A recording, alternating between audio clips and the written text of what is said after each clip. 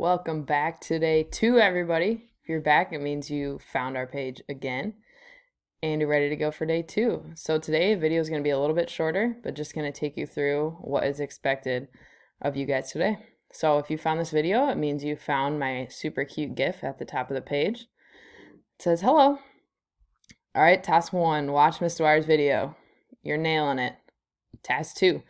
Double check that you submitted all the work from yesterday's class. So yesterday you needed to do the Google Forms survey and the reflection question. So make sure you turn both of those in so that you can get points for those. All right, and then task 3, once you've checked that all the work is to be submitted, you're going to complete this workout. All right, so for this workout, there's a warm-up here that should take you 3 to 5 minutes. So you're going to do a minute of jumping jacks, a minute of walking lunges with a twist, 10 Frankensteins, 10 quad pulls, 10 arm circles forward, and 10 arm circles backward.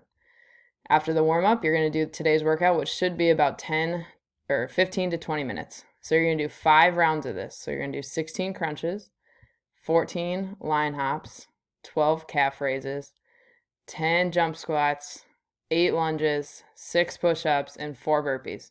You're going to do that 5 times. Take as much rest as you need to in between each round, but it should take you about 20 minutes.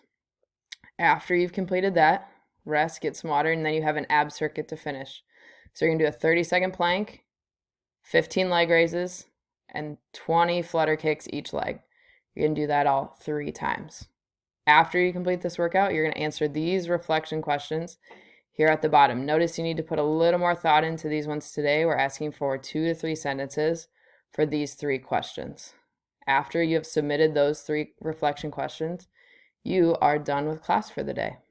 So, as always, my office hours are 10 to 1, so let me know if you have any questions. If you have some absences, get those assignments turned in, and let me know if you need anything. Good luck.